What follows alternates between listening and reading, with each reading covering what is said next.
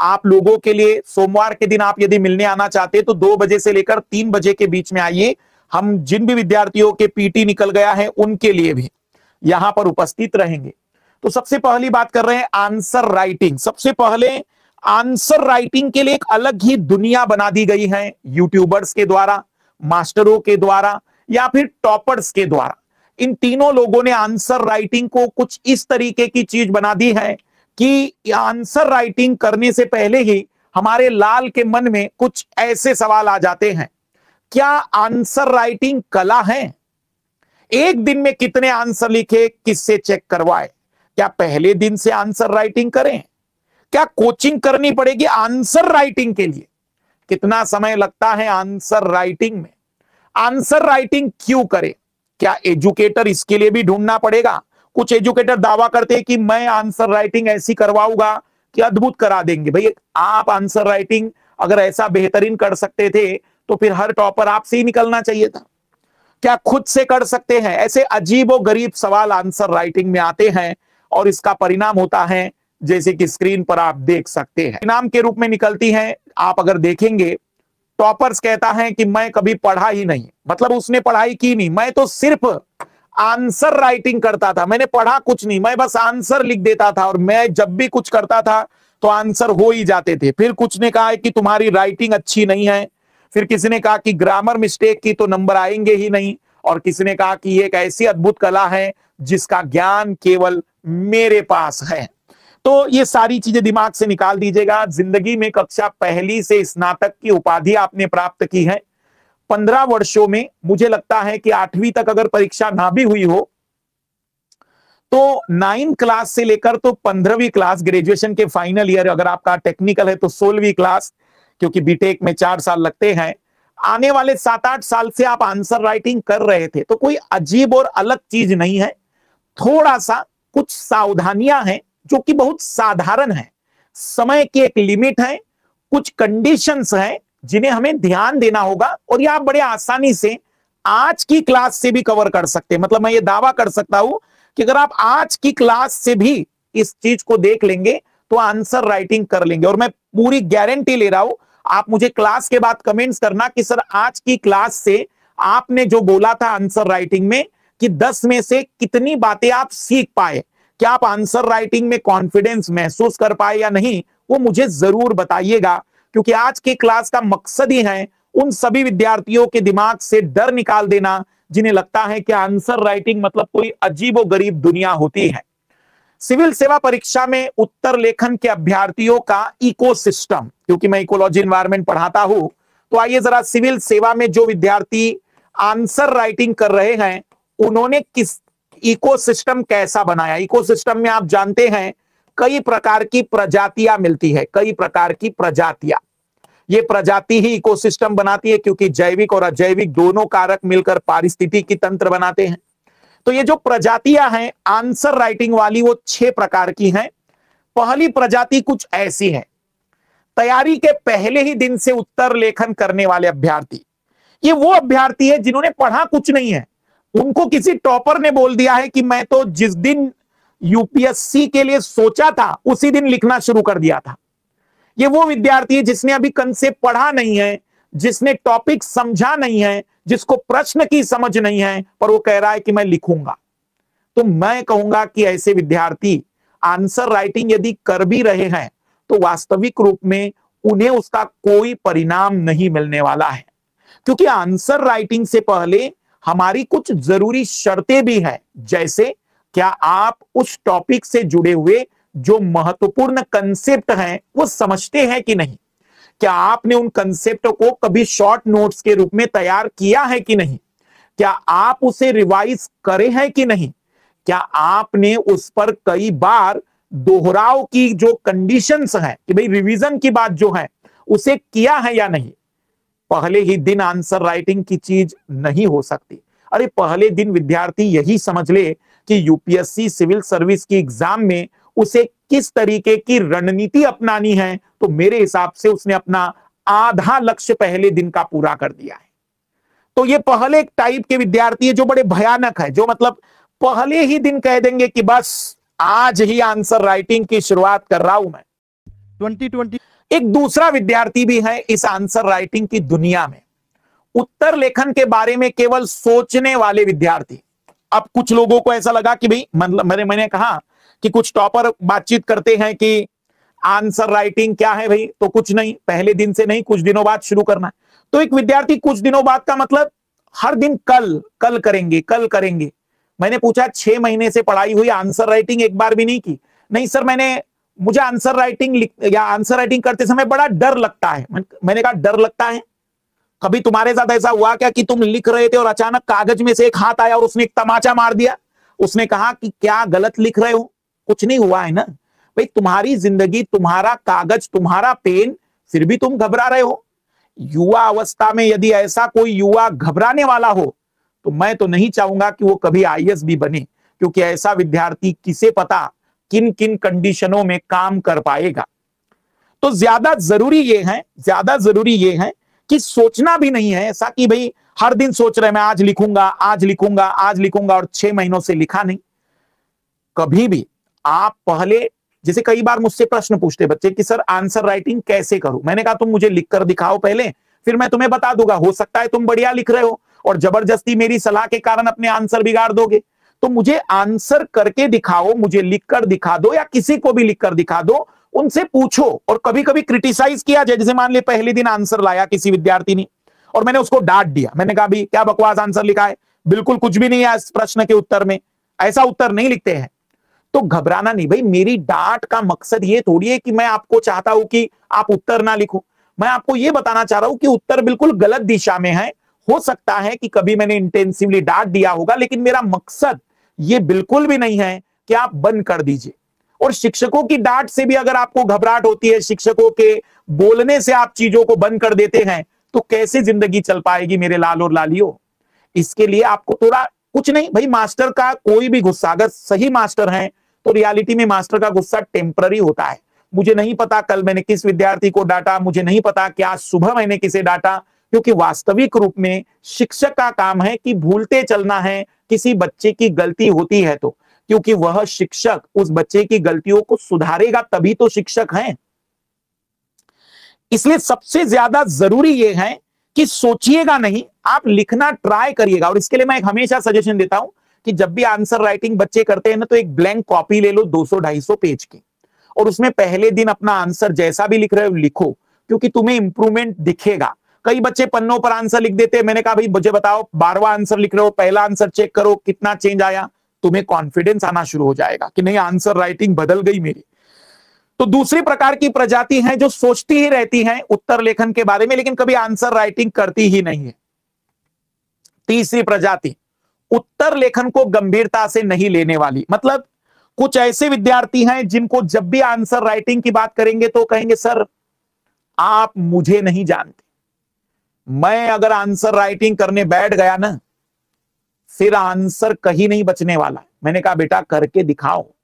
ये मुंगेरी लाल के सपने तो बचपन से देखे जा रहे हैं।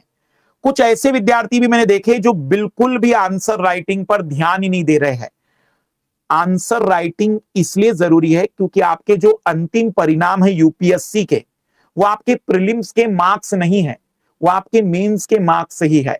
इंटरव्यू से ज्यादा महत्वपूर्ण है, क्योंकि इंटरव्यू के तो 275 नंबर है भाई, लेकिन 1750 नंबर का जो मेंस होने जा रहा है, उसमें आपके नंबर कितने आएंगे, ये सारा खेल आंसर राइटिंग का है। आंसर राइटिंग अगर आपकी बेहतर नहीं है, यदि आप प्रश्न के अनुसार उत्तर नहीं लिख पाते, आंसर राइटिंग बेहतर का मतलब प्रश्न के अनुसार उत्तर लिखना, प्रश्न के अनुरूप उत्तर को प्रस्तुत करना। और यदि हम ऐसा नहीं कर पा रहे हैं तो रियलिटी में हमारी वो पूरी मेहनत बेकार जाएगी। इसलिए आंसर राइटिंग को बहुत सीरियस लेना जरूर है, लेकिन बहुत सीरियस का मतलब ऐसे एक तरफा सीरियस नहीं। आप पहले बेसिक को तैयार करेंगे, मैं वो सभी जवाब दूंगा कि फिर कब करें आंसर राइटिंग। फिर एक है जो आंसर राइटिंग को इतना भयानक गंभीरता से ले लेता है कि दिन रात सुबह शाम पढ़ाई कम, आंसर राइटिंग ज्यादा। तो ये तो बिल्कुल खतरनाक है, अनबैलेंस भी नहीं होना है। सही समय पर उत्तर लेखन करने वाले विद्यार्थी। अब आते हैं आखिरी जो कि ज्यादा जरूरी है, और यही विद्यार्थी सफल होंगे। आइए जरा देखते हैं सही समय क्या है। अगर आप मुझसे कहे कि सर आंसर राइटिंग का सही समय क्या है, तो मेरा जवाब होता है जब आपने किसी विषय या टॉपिक को पूरी तरह से रेडी कर लिया है, तैयार कर लिया है,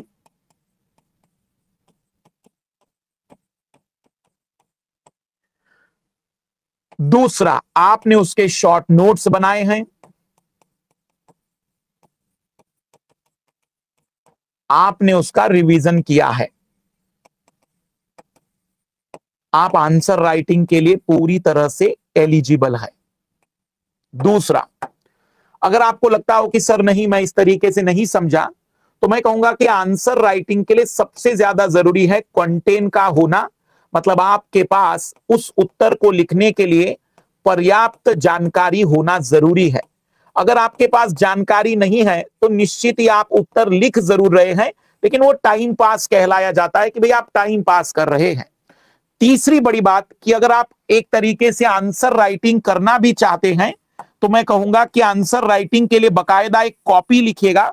हो सकता है आपको चेक करने वाला कोई व्यक्ति ना मिले तो कुछ 3-4 सवाल लिख दीजिए और अपने टीचर से या फिर अपने परिचय के व्यक्ति से, अगर कुछ भी ना हो तो आप दिल्ली के नजदीक है तो मुझसे मिलने आ जाइए 5-6 आंसर लिखने के बाद कि सर मेरे आंसर चेक कर लीजिए।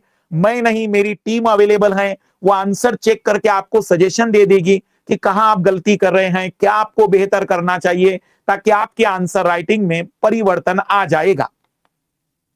अब सही अर्थों में अगर मुझसे पूछे कि आंसर राइटिंग क्या है, तो शब्दों का सही अलंकरण, अगर आप कहेंगे कि सर ये कुछ ज्यादा ही कठिन हो रहा है, तो शब्दों का सही जगह पर सही प्रकार से उपयोग, शब्दों का सही प्रकार से उपयोग।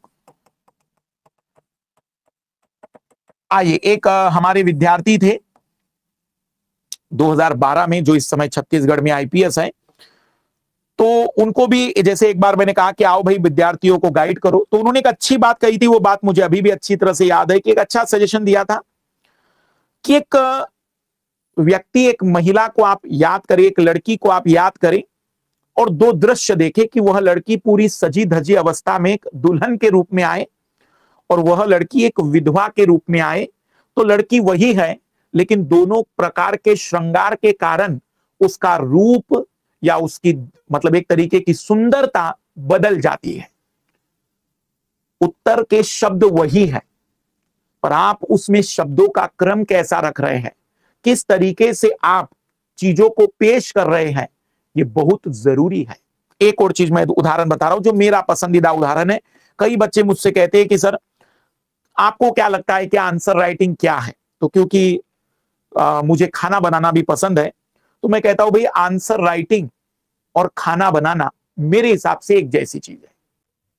ग्रामर संबंधी त्रुटियां नहीं, अब समझना जरा, ग्रामर संबंधी त्रुटियां नहीं का मतलब क्या है। यहां एक बड़ी इंटरेस्टिंग बात बता रहा हूं मैं, जैसे एक सिंपल सी बात मैं बता रहा हूं, ध्यान से सुनना। कुछ शब्द ऐसे होते हैं जो चुभते हैं, जैसे मैंने अब यहां पर लिखा विषय, ये विषय लिखा मैंने। अब मान लीजिए कोई व्यक्ति विषय ऐसा लिखे, तो आप जरा गौर से देखना, आंखों को अजीब सा लगेगा, चुभेगा, कुछ ऐसा लगेगा कि यार नहीं, कुछ तो अलग दिख रहा है वो। तो ऐसी गलतियां नहीं हो तो ज्यादा बेहतर है, क्योंकि वो गलत माना जाता है। लेकिन अगर मान लीजिए कि आपसे गलतियां मतलब कॉमा नहीं लगा, बिंदी नहीं लगी, तो उससे कुछ नहीं होता, उसमें कोई इतना नुकसान नहीं होता। हाँ, लेकिन जहां दिख रहा है कि बहुत अजीब सा लग रहा है, वहां पर हम कहेंगे कि अपने आप को सुधार लीजिए। अजीब जहां चीजें दिखने लग जाए, वो जरूरी है कि आपने परिणाम को ध्यान रखना चाहिए। जैसे कि कई बार जाति, ये जाति और ये जाति, आपको बता दीजिएगा कि अजीब सा लगेगा कि नहीं यार ये बिल्कुल भी नहीं शब्द हो सकता है। तो मैं ये सजेशन देने जा रहा हूं कि आप मात्राओं की गलतियों पर थोड़ा सावधानी बरतिएगा। कॉमा, पूर्ण विराम, अर्ध विराम, ये थोड़ा सा कम महत्व रखता है, लेकिन ज्यादा महत्व रखता है कि ऐसी मात्राएं नहीं होनी चाहिए।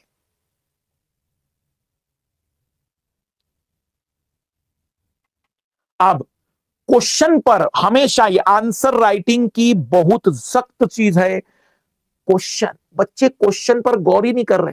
क्वेश्चन को 30 सेकंड का टाइम दीजिए, 30 सेकंड, 1 मिनट, क्वेश्चन को सोचिए, समझिए, बार बार दोहराइए कि वो बोलना क्या चाह रहा है। अब आते हैं कि आंसर का फॉर्मेट क्या होता है। आंसर का फॉर्मेट होता है इंट्रोडक्शन, मेन पार्ट और एक तरीके से कंक्लूजन। कंक्लूजन हर जगह जरूरी नहीं है, लेकिन एक तरीके से अंतिम बात, अंतिम पंक्तियां। अब यहां 10वीं जैसा आंसर राइटिंग नहीं करना है। क्या करना है भाई? फिर 150 शब्द आपके पास है। 150 शब्द मतलब 1.5 पेज। 150 पेज के लिए आपको 1.5 पेज दिया जाता है। 150 शब्द के लिए आपको 1.5 पेज दिया जाता है। तो मैं आपसे कहूंगा कि 1.5 पेज में आपको उत्तर लिखना है। अब हो सकता है कि उसमें आप कहें सर मेरे पास कंटेंट बहुत ज्यादा इसमें लिखने के लिए, मैं 150 में कैसे लिखूं? यही चीज आपको सीखनी है। क्या करना है इसके लिए? अगर आपसे छोटा नहीं उत्तर हो पा रहा है तो सबसे बेस्ट चीज ये है कि आपको उस पूरे आंसर में सबसे बेहतरीन जो लगता है उसी से सीधा लिखने की शुरुआत कर दो। कोई भूमिका मत बनाओ। उससे फायदा ये होगा कि जब तुम्हारी सबसे बेहतरीन चीज लिख दी जाएगी तो अब लिखने के लिए कुछ बचेगा नहीं, तो उत्तर छोटा हो जाएगा। एक और सॉल्यूशन, कई बच्चे जब पहली बार आंसर राइटिंग करते हैं, जैसे शब्दों को कैसे मैनेज करें, तो मैं हमेशा ये कहता हूं कि आप उसी प्रश्न की महत्वपूर्ण जो बात है उसको लिखिए। उसको ज्यादा से ज्यादा 30 शब्दों का दायरा दीजिए शुरुआत करने के लिए। शुरुआत का इंट्रोडक्शन 30-40 शब्दों का हो। जो आंसर का मुख्य भाग है वो हमारा 80-90 शब्दों का रहेगा, और उसी रूप में शुरुआत का इंट्रोडक्शन 30-40 शब्दों का हो। जो आंसर का मुख्य भाग है वो हमारा 80-90 शब्दों का रहेगा, और उसी रूप में 30 शब्द हमारे अंत में बनेंगे। वैसे तो मैं सजेशन देता हूं कि 150 शब्द है ना लाल लाली हो, तो 140 शब्दों में ही पूरा कर लो, क्योंकि आप जितना शब्द बचा पाओगे, ऐसा नहीं कह रहा हूं कि 150 को 100 में लिखो, गलत है वो, लेकिन अगर आप 150 शब्दों को 140 में बदल पाए तो आपका समय बच जाएगा। आप पूरे प्रश्न लिख पाओगे, पूरे प्रश्नों को सही ढंग से समझ पाओगे। नहीं तो यही होगा कि आखिरी में 2-3 प्रश्नों में आपके पास टाइम नहीं बच पाएगा।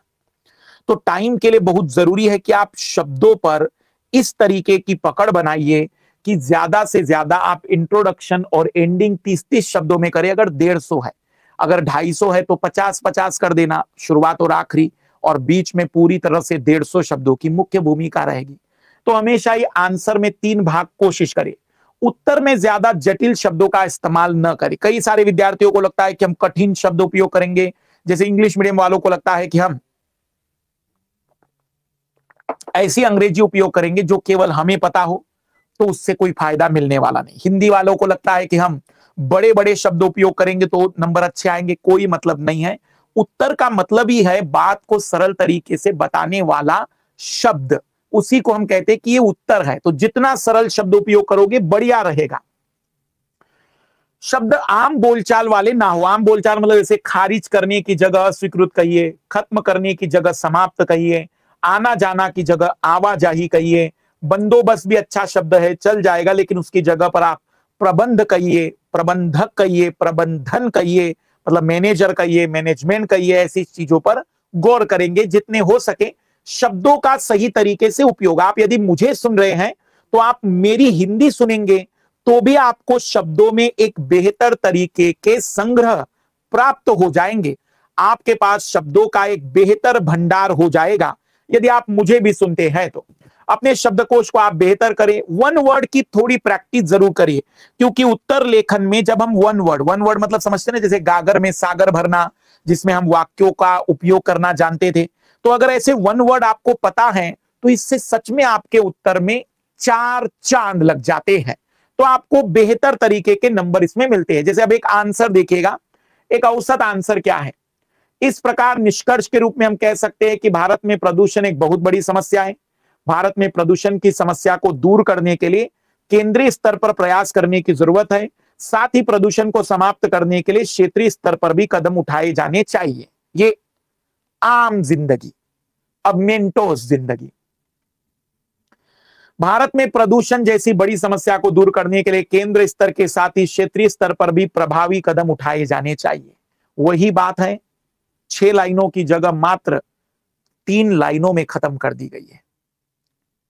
तो शब्दों पर जितना ज्यादा आप काम कर पाएंगे, जितना आप उसे सटीक शब्दों के साथ प्रस्तुत कर पाएंगे, आपको भी मजा आएगा।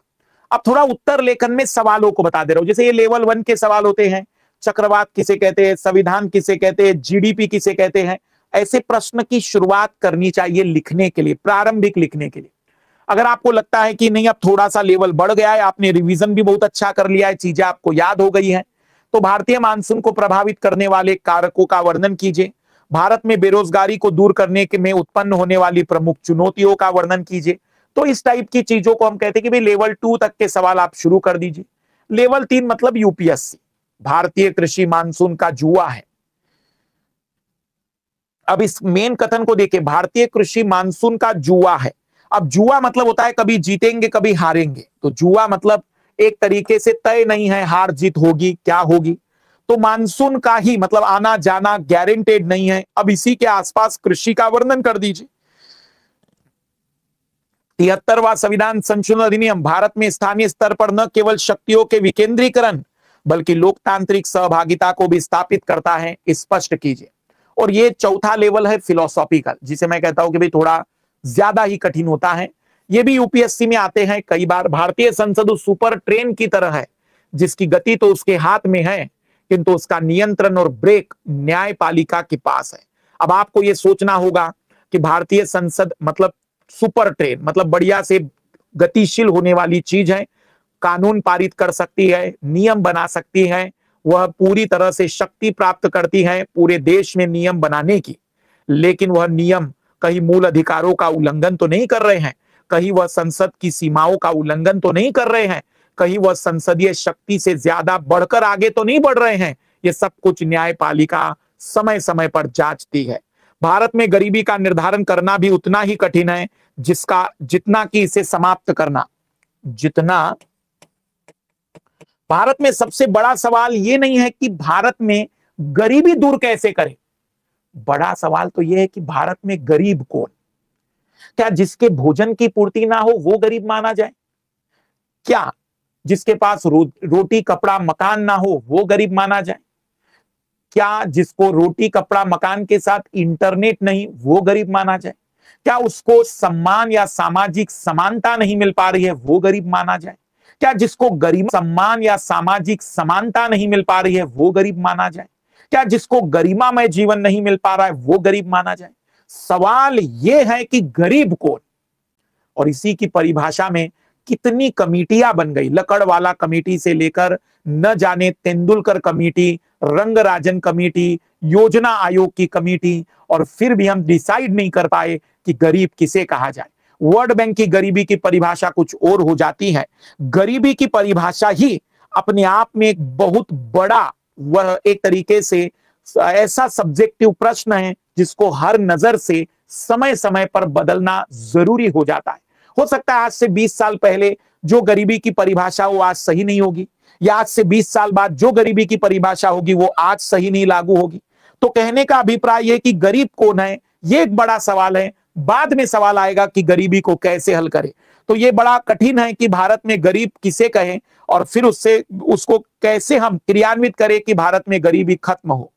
और सबसे अंतिम लेवल होता है जो कई बार यूपीएससी में भी नहीं आता, रूढ़िगत नैतिकता आधुनिक जीवन का मार्गदर्शक नहीं हो सकती, टिप्पणी कीजिए। अब ये कठिन शब्द है, इस लेवल को मत हल करिएगा, इस लेवल को पीटी निकालने के बाद हल करिए। पीटी निकलने के बाद आपकी औकात है, आपकी क्षमताएं हैं कि आप समझ चुके हैं चीजों को, तो बेहतर लिख पाएंगे। यथार्थ आदर्श के अनुरूप नहीं होता बल्कि उसकी पुष्टि करता है, स्पष्ट कीजिए। मतलब कभी भी जो रियलिस्टिक चीजें होती है वो आइडियलिज्म के अनुरूप हो जरूरी नहीं है, हाँ, लेकिन जो हो सकता है वह यथार्थ होता है।